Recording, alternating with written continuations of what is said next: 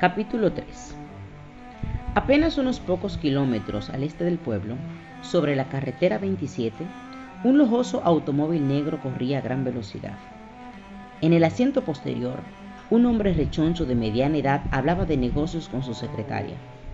Era una joven esbelta de cabellera larga y negra, y de piel clara. Él hablaba en forma cortante y escueta, mientras ella tomaba notas taquigráficas. Él describía un negocio en gran escala. De súbito, el hombre recordó algo. «Eso me recuerda», dijo, y la secretaria levantó la vista del cuaderno de apuntes. «La profesora dice que me envió un paquete hace unos días, pero no recuerdo haberlo recibido». «¿Qué clase de paquete?» «Un libro pequeño, un asunto personal». «¿Por qué no tomas nota para que te acuerdes de verificarlo cuando regresemos al rancho?» La secretaria abrió el cuaderno e hizo como que anotaba algo. En realidad no escribió nada. Era la segunda vez que Marshall iba a la plaza de la corte el mismo día. La primera vez fue para prestar fianza para Berenice, y ahora era para ver el mismo hombre que Berenice quería colgar, Alfredo Brumel, el jefe de la policía. Cuando finalmente el Clarín fue enviado a las prensas, Marshall estaba a punto de llamar a Brumel. Pero Sara, la secretaria de Brumel, llamó primero e hizo la cita para las 2 de la tarde. Esa fue una buena movida, pensó Marshall. Brumel pedía una tregua antes de la artillería empezar a rodar. Estacionó su auto en el espacio reservado para la prensa, frente al edificio de la corte. Se detuvo por un instante para contemplar la calle, observando los estertores finales de la noche del último domingo del festival. La calle principal se esforzaba en volver a ser la misma, pero el ojo observador de Marshall veía que el pueblo parecía caminar cojeando, como si estuviera cansado, molido, pesado. Los usuales grupitos de peatones, medio apurados, ahora se detenían, miraban, sacudían su cabeza, se lamentaban. Por generaciones, Aston se había enorgullecido de sus raíces bien plantadas y su dignidad, y se había esforzado por ser un buen lugar donde criar a los hijos. Pero ahora había tensiones internas, ansiedades, temores, como si algún tipo de cáncer estuviera devorando el pueblo y destruyéndolo de manera invisible. En el exterior se veía el desagradable espectáculo de vitrinas recubiertas de madera contrachapada, medidores de estacionamiento destrozados y la basura y las botellas rotas regadas por toda la calle. Pero aun cuando los comerciantes barrían y recogían la basura frente a sus tiendas y almacenes, parecía haber una convicción tácita de que los problemas interiores persistirían y que las dificultades continuarían. El crimen iba en aumento, especialmente entre la juventud. La simple confianza en el vecino disminuía vertiginosamente. Nunca antes se había escuchado tantos rumores, escándalos y chistes obscenos en el pueblo. A la sombra del temor y de la sospecha, la vida iba gradualmente perdiendo su alegría y simplicidad, aun cuando parecía que nadie sabía el cómo ni el por qué. Marshall se había encaminado hacia la plaza de la corte. La plaza consistía en 2 edificios cuidadosamente adornados por arbustos y plantas que compartían un estacionamiento común. De un lado estaba la corte, edificio de ladrillo de 2 pisos.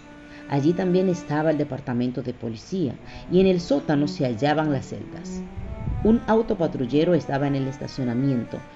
De otro lado se hallaba el palacio municipal, también de 2 pisos con frente de cristal. Allí se albergaba la oficina del alcalde, el consejo municipal y otras autoridades. Marshall se dirigió a las oficinas de la corte. Entró por la puerta cuya leyenda decía «Policía», y encontró que la pequeña área de recepción estaba vacía. Podía oír voces desde el fondo del pasillo y detrás de algunas puertas cerradas, pero Sara, la secretaria, parecía estar por el momento fuera de su oficina. Detrás del mostrador de recepción se veía un enorme archivador que se balanceaba lentamente, y se oían gruñidos y gemidos que procedían de la parte baja del mismo. Marshall se asomó por sobre el mostrador para contemplar un espectáculo cómico. Sara, de rodillas, con su vestido desarreglado, se hallaba en plena batalla con una gaveta atascada que se había atorado contra el escritorio de ella. Aparentemente, el marcador decía archivador 3, pantorrillas de Sara 0. Y Sara había llevado la peor parte, igual que sus medias. Ella dejó escapar una última maldición en el mismo instante en que alcanzaba a verlo asomado por sobre el mostrador. Para entonces ya era tarde para recobrar su compostura acostumbrada. Hola, señor Hogan. Póngase botas de soldado la próxima ocasión. Sirve mejor para dar puntapiés a los muebles. Por lo menos se conocían mutuamente, y Sara se sintió aliviada por eso.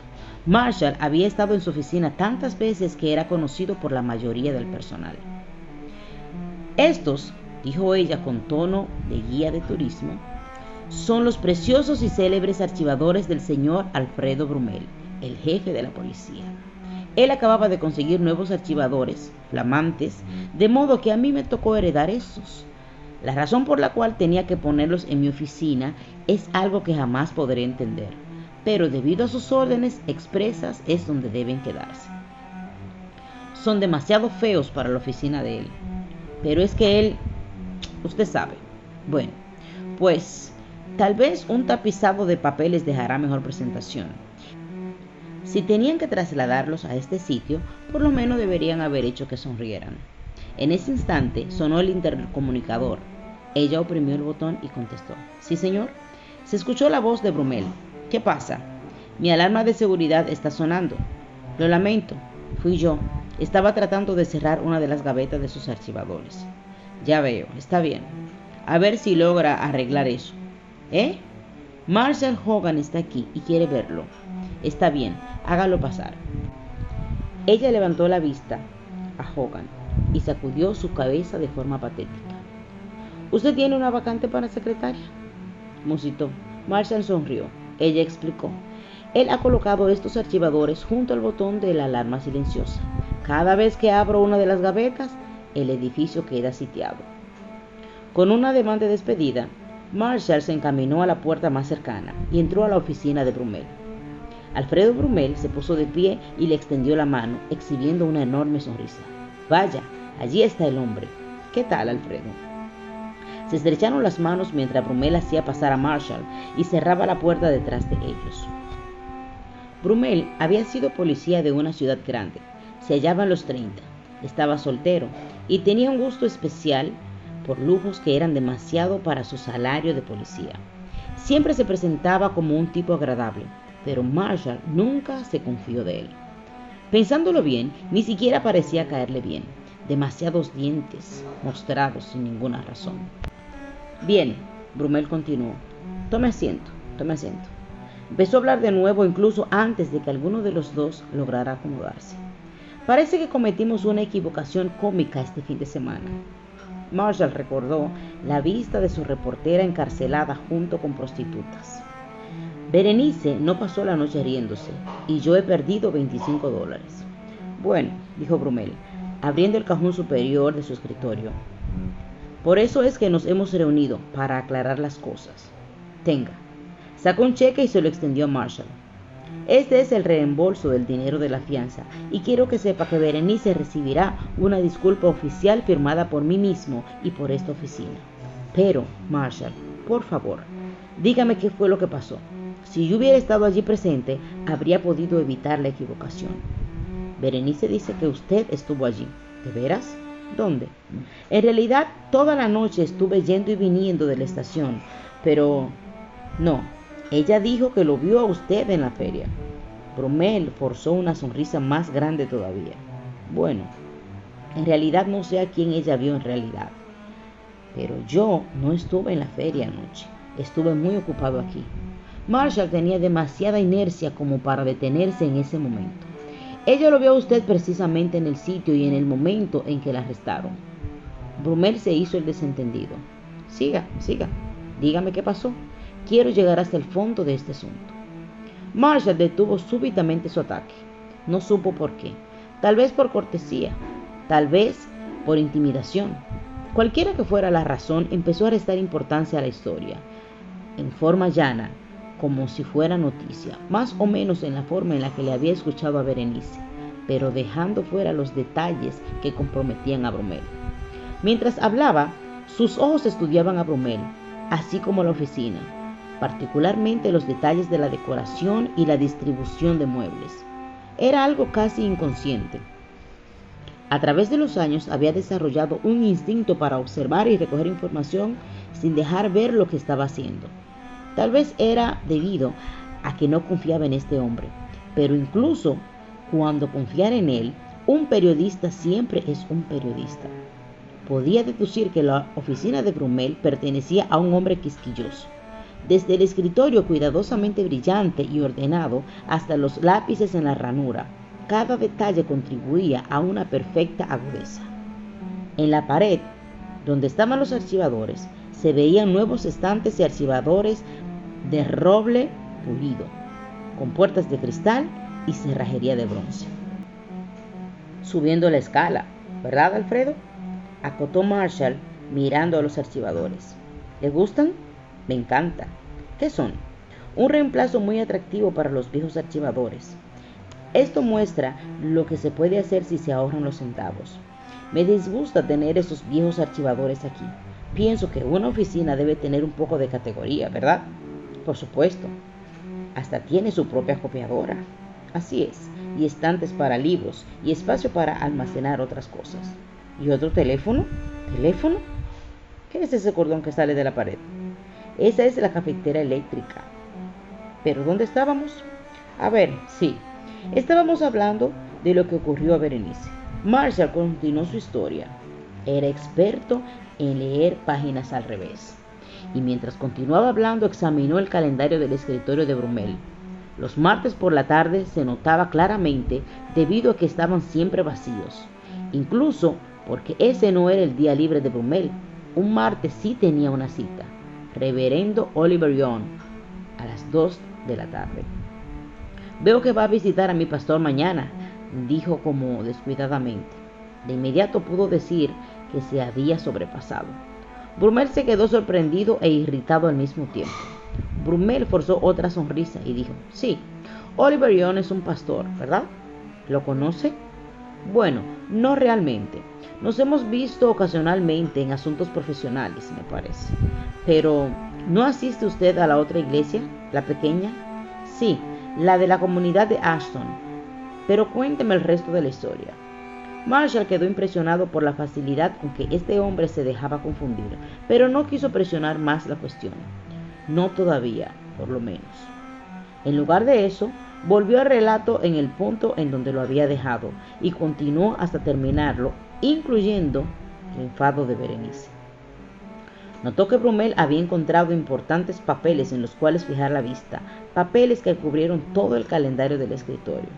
Marshall preguntó, ¿quién es este ingenuo de policía que ni siquiera le permitió a Berenice que se identificara? Uno que ni siquiera pertenece al cuerpo de aquí. Si Berenice puede darnos el nombre o el número de la insignia del agente, veré que se castigue por su conducta. Es que tuvimos que traer a varios auxiliares desde Windsor para reforzar la vigilancia durante el festival. En cuanto a nuestros propios hombres, todos conocen bien quién es Berenice Kruger. Brumel dijo la última frase en tono que sonaba asolapado. Entonces, ¿por qué no es ella la que está sentada aquí escuchando una disculpa, en lugar de ser yo? Brumel se inclinó hacia adelante en su silla, con la mirada más bien seria. Pensé que era mejor hablar con usted, Marshall, en lugar de obligarla a ella a desfilar por esta oficina después de pasar por tal vergüenza. Supongo que usted comprende lo que esa muchacha ha tenido que atravesar. Está bien, pensó Marshall, preguntaré. Soy nuevo en la ciudad. ¿No se lo ha dicho ella? A usted le encantaría decirlo, ¿no es así? Se le salió y puso el dedo en la llaga. Brumel se inclinó en su silla y se quedó estudiando la cara de Marshall. Marshall estaba pensando que no lamentaba haberlo dicho. Estoy enfadado. Por si acaso usted no lo ha notado. Brumel empezó otra frase. Marshall, quise verlo personalmente hoy, por cuanto quiero arreglar todo este asunto. Oigamos entonces lo que usted tiene que decir en cuanto a Berenice. Brumel, escoja cuidadosamente sus palabras, pensó Marshall. Bueno, pues, carraspeó Brumel de súbito, viéndose sin salida. Pensé que usted quería saberlo en caso de que la información pudiera serle útil para tratarla. Usted sabe. Algunos meses antes de que usted comprara el periódico, Berenice llegó a Ashton. Algunas semanas antes, la hermana de ella, que había estado asistiendo a la universidad aquí, se suicidó. Berenice llegó a Ashton buscando venganza, tratando de resolver el misterio que rodeaba la muerte de su hermana, pero he sabido que fue una de esas cosas para las cuales nunca hallaremos respuesta. Marshall se quedó en silencio por un largo rato. No lo sabía. La voz de Brummel sonaba apagada y doliente al decir: ella está segura de que tiene que haber sido algún crimen. La investigación que anda realizando es verdaderamente agresiva. Bueno, ella tiene olfato de reportera. Vaya que lo tiene. Pero usted ve, Marshall, su arresto fue una equivocación, un error humillante, francamente. En realidad, no pienso que ella querrá volver a ver las paredes del interior de este edificio por un buen rato, ¿entiende? Marshall no estaba seguro de entenderlo, ni siquiera estaba seguro de haber escuchado todo. De súbito se sintió débil, y no podía entender por qué su furia se había desvanecido tan rápidamente. ¿Y qué pasó con sus sospechas? Sabía que no podía creer todo lo que este individuo estaba diciendo. ¿Acaso le creía? Sabía que Brummel había mentido en cuanto a no haber ido a la feria, o de verdad no había ido. ¿Le habría acaso oído mal? ¿O dónde estábamos, al fin y al cabo? Vamos, Hogan, ¿no dormiste lo suficiente anoche? ¿Marshall? Marshall miró a los grisáceos ojos de Brummel y se sintió como si estuviera soñando. Marshall, dijo Brummel, espero que usted me entienda. ¿Lo entiende, verdad? Marshall tuvo que hacer un esfuerzo para ordenar sus pensamientos y halló que era mejor no mirar a los ojos de Brummel por unos momentos. Era una manera tonta para empezar, pero fue lo mejor que pudo hacer. Sí, Alfredo, creo que veo su punto de vista. Supongo que lo que usted hizo era lo correcto, pero quiero resolver todo este asunto, particularmente entre usted y yo. No se preocupe por eso, no es gran cosa. Aun cuando Marshall lo dijo, se preguntó si realmente lo había dicho. Los dientes de Brummel volvieron a dejarse ver. Me alegra mucho oír eso, Marshall. Pero, escuche, tal vez debería llamarla por teléfono, por lo menos. Ella está muy sentida personalmente. Así lo haré, Marshall. Entonces Brummel se inclinó hacia adelante con una extraña sonrisa en su rostro y con sus manos apretadas sobre su escritorio y sus ojos grises mirando a Marshall con aquella mirada penetrante, extrañamente pacificadora. Marshall, hablemos de usted y del resto del pueblo. Usted sabe, estamos realmente contentos de que se haya hecho cargo del Clarín. Sabemos que su estilo periodístico será bueno para la comunidad. Puedo decirle que el último editor fue más bien injurioso para la forma de ser de esta ciudad, especialmente en sus últimos tiempos. Marshall se sintió como que quería seguirle la corriente, pero podía sentir que algo más se avecinaba. Brummel continuó: necesitamos personas como usted, Marshall. Ustedes ejercen enorme poder por el medio de la prensa, y todos sabemos eso. Pero se requiere de un hombre educado para guiar ese poder en la dirección apropiada, para el bien común. Todos en las oficinas de servicio público estamos para servir a los mejores intereses de la comunidad, de la raza humana, si vamos a lo básico. Pero usted es lo mismo, Marshall. Usted está aquí para servirle a la gente, así como el resto de nosotros. Brummel se pasó la mano por el cabello, con un gesto nervioso, y luego preguntó: bien, ¿entiende lo que estoy diciendo, no? Brummel rebuscó otra manera de empezar. Creo que es como usted lo dijo. Usted es nuevo en la ciudad. ¿Por qué no usar sencillamente una manera directa? Marshall se encogió de hombros, como diciendo, ¿por qué no? Y dejó que Brummel continuara. Este es un pueblo pequeño, en primer lugar, y eso significa cada problema, por minúsculo que sea, incluso entre un puñado de gente, va a hacer sentido y va a preocupar a casi todo el mundo. Y nadie puede esconderse detrás del anonimato, porque aquí no hay tal cosa. Ahora bien, el anterior editor no se dio cuenta de eso, y realmente causó algunos problemas que afectaron a toda la población. Era un buscapleito patológico. Destruyó la buena fe de la gente en su gobierno local, en sus servidores públicos, entre sí mismos y finalmente hacia él mismo. Eso duele. Fue una herida que se nos asestó y tiene que tomar su tiempo para curar. Para culminar el asunto y para su información, déjeme decirle que el hombre tuvo que abandonar en desgracia el pueblo. Violó a una niña de 12 años. Hice lo que pude para tratar de resolver el caso lo más calladamente posible, pero este pueblo es realmente extraño, difícil. Hice lo que pensé que causaría la menor cantidad de problemas y sufrimiento para la familia de la muchacha y para el resto de la gente. No presenté acusación formal contra aquel hombre, siempre y cuando él saliera de Ashton y jamás regresara. Él aceptó hacerlo así, pero nunca olvidaré el impacto que hizo y dudo que el pueblo lo haya olvidado, lo cual nos trae de regreso a usted y a mí, y nosotros, los servidores públicos, y también los ciudadanos de esta comunidad. Una de las razones más grandes por las cuales lamento esta equivocación con Berenice es que realmente quiero tener una buena relación entre esta oficina y el Clarín, y entre usted y yo personalmente. Me disgustaría mucho que algo arruinara esa relación. Lo que necesitamos aquí es compañerismo, un buen espíritu de comunidad. Se detuvo como para dejar que sus palabras sufrieran efecto. Marshall, nos gustaría saber que usted está de nuestro lado, trabajando hacia esa meta. Entonces vino una pausa y la mirada larga, penetrante y expectativa. Era el turno de Marshall. Hizo girar un poco su silla, ordenando sus pensamientos, examinando sus sentimientos, casi huyéndole aquella mirada torva. Tal vez este individuo quería seguir subiendo, y tal vez este pequeño discurso era nada más que truco diplomático para despistarlo de cualquier cosa que Berenice haya descubierto. Pero Marshall no podía pensar con imparcialidad, y ni siquiera sentirse imparcialmente. Su reportera había sido arrestada injustamente y echada en una denigrante cárcel por una noche, y le parecía que eso ya no le importaba en realidad.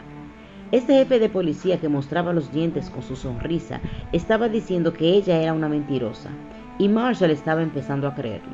Vamos, Hogan, ¿recuerdas por qué viniste acá? Pero se sentía muy cansado. Se puso a rememorar por qué se había mudado a Ashton en primer lugar. Se suponía que iba a ser un cambio de vida para él y su familia, tiempo para dejar de luchar y arañar en las intrigas de la gran ciudad y establecerse en historias simples, cosas como el programa de la escuela elemental para levantar fondos y gatos encaramados en árboles. Tal vez era nada más que la fuerza del hábito, por los años pasados en el Times, que le hacía pensar que tenía que enfrentarse a Brumel, como si fuera un inquisidor. ¿Para qué? ¿Para más dificultades? ¿Qué tal sería un poquito de paz y de quietud como un cambio? De súbito, y contrario a sus mejores instintos, sabía que no había nada de qué preocuparse. La película de Berenice debía estar bien, y las fotografías comprobarían que Brumel tenía razón y que Berenice estaba equivocada. Marshall realmente deseó que eso fuera así. Pero Brumel estaba esperando por la respuesta, todavía clavándole aquella torva mirada. Empezó Marshall, y se sintió neciamente incómodo tratando de explicar. Escuche, estoy realmente cansado de pelear, Alfredo. Tal vez fue porque me crié de esa manera. Tal vez eso fue lo que me hizo tener éxito en mi trabajo en el Times. Pero decidí venir a esta ciudad, y eso dice bastante. Estoy cansado, Alfredo, y ya no soy ningún jovencito. Necesito reposo. Necesito aprender cómo se siente siendo un ser humano viviendo en un pueblito junto con otros seres humanos. Así es, dijo Brumel. Eso es, exactamente así es. De modo que no se preocupe. Todo lo que quiero es paz y quietud, como cualquier otro. No quiero peleas, no quiero problemas. No tiene que temer nada de mi parte. Brumel se quedó extasiado y extendió la mano para sellar el asunto. Cuando Marshall le estrechó la mano, sintió como si le hubiera vendido una parte de su alma. ¿Dijo Marshall Hogan realmente todo lo que dijo? Debo de estar cansado, pensó. Antes de que pudiera darse cuenta, estaba de pie fuera de la puerta de la oficina de Brumel. Evidentemente, la reunión había terminado. Después que Marshall se hubo marchado y la puerta estuvo bien cerrada, Alfredo Brumel se hundió en su silla con un suspiro de alivio. Se quedó inmóvil por un buen rato, mirando el vacío, recuperándose, reuniendo valor para su próxima tarea difícil. Marshall Hogan había sido apenas un ejercicio de calentamiento. La verdadera prueba se avecinaba. Alcanzó el teléfono, lo acercó un poco, se quedó pensativo un instante y marcó el número. Enrique apenas acababa de concluir la labor de repintar el frente de la casa cuando el teléfono sonó y María le llamó. «Enrique, es Alfredo Brumel». «Vaya», pensó Boche. «Y aquí estoy yo con una brocha llena de pintura en mis manos. Quisiera que él estuviera aquí», confesó su irritación mientras se dirigía a contestar el teléfono. «Hola», dijo. En su oficina, Brumel hizo girar su silla, dando espaldas a la puerta para asegurarse de que la conversación fuera realmente privada, aun cuando no había nadie con él, y hablaba en voz baja. «Hola, Pastor Bush. Soy Alfredo Brumel. Pensé que debería llamarlo esta mañana y ver cómo le va desde anoche». «Oh», exclamó Bush, sintiéndose como un ratón en la boca del gato. «Estoy bien, yo creo. Mejor, tal vez». «¿Lo ha pensado ya?» «Claro que sí, lo he pensado mucho.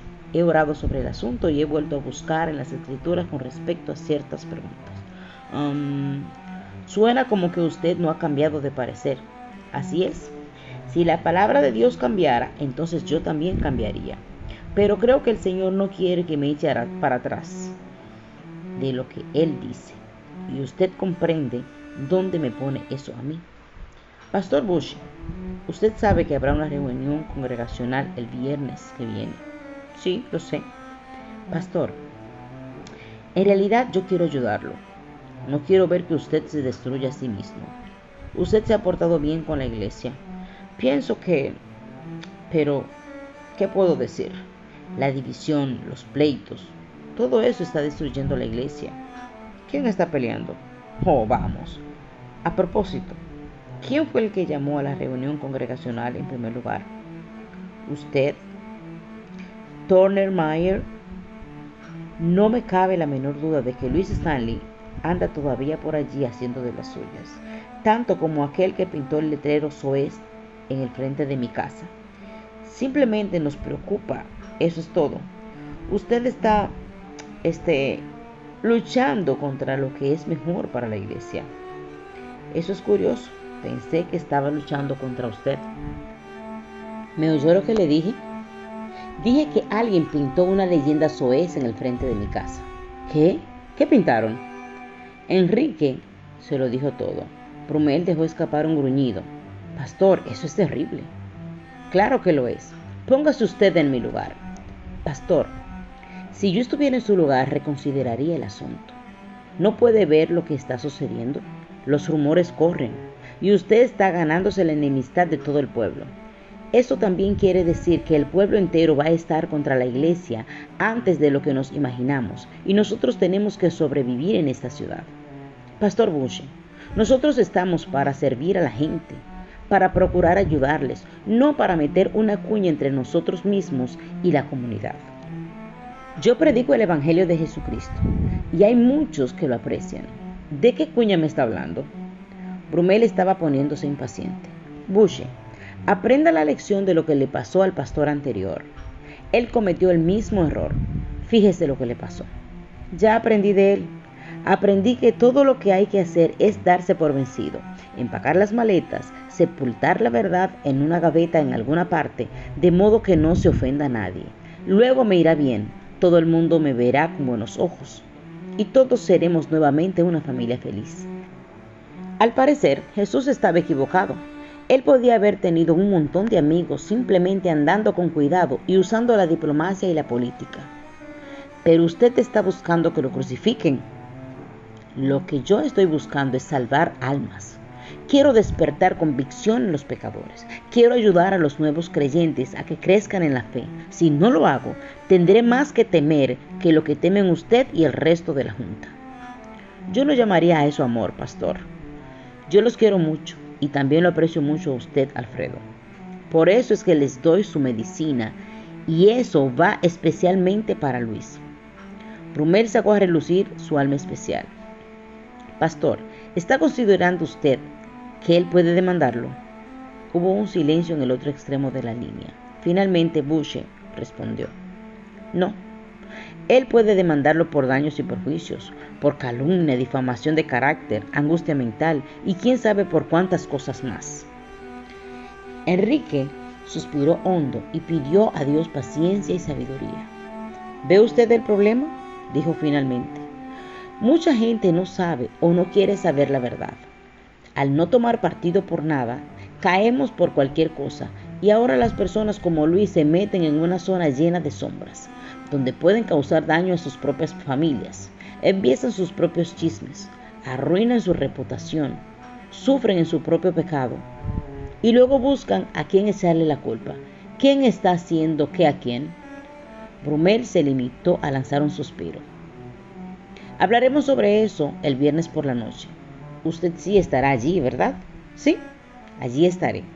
Estaré en una sesión consejería con alguien y luego iré a la reunión. ¿Alguna vez ha participado en una reunión de consejería y orientación? No. Cuando uno se ve obligado a tener que ayudar a limpiar vidas que han vivido basadas en una mentira, uno adquiere un respeto real por la verdad. Piense en eso. Pastor Boucher, tengo que tener en cuenta también los deseos de las otras personas. Brummel colgó violentamente el teléfono y se limpió el sudor de las manos.